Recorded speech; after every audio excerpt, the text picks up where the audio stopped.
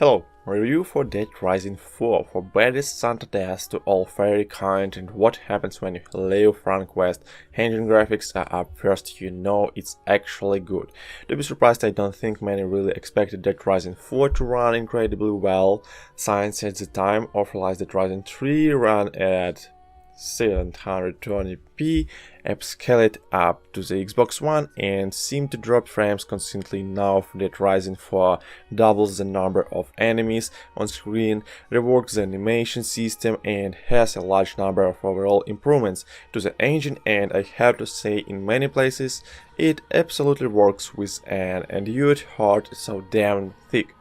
It's almost impenetrable and yet continuing to keep an overall steady framerate despite me laying down nearly post-apocalyptic levels of destruction with particle effects laden weaponry.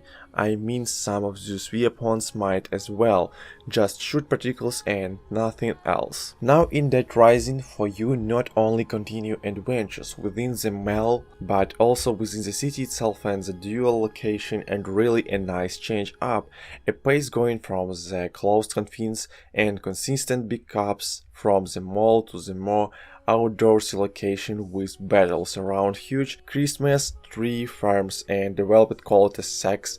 The location is probably one of the best things about Dead Rising 4, and I love the setup between the two as well as the server sections that connected them, though they were visited less frequently than I expected now. While there's a lot to like here, there are a couple of issues as well. The first is the color-coded enemies like snarling blood-sucking M&Ms, all from the same package. The zombies in Dead Rising 4 apparently all shopped at Oshkosh and just squeezed into the toddler classes because it looks like the goddamn kindergarten out there with all the zombies wearing bright primary colors, and that is really a huge loss in the social violence of variation that we could see in Dead Rising is pure, and though we have had this issue in the pure Dead Rising, I feel that it's much worse here and just expect to see color-coded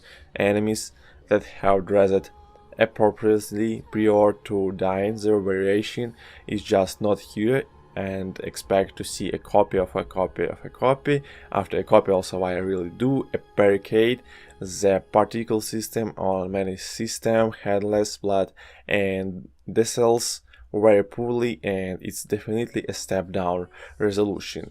In strangely flat looking blood and gore covering characters, which can be hilarious and cutscenes, but during gameplay looks like people are wearing gore camo just in case they need to say hiding during a worldwide slaughter. Now animation has been reworked, and I have to say it does feel a bit slicker and more responsive, and things like direction of cut and swing mean zombies fall apart into little sushi-sized bits depending on the direction you slice them.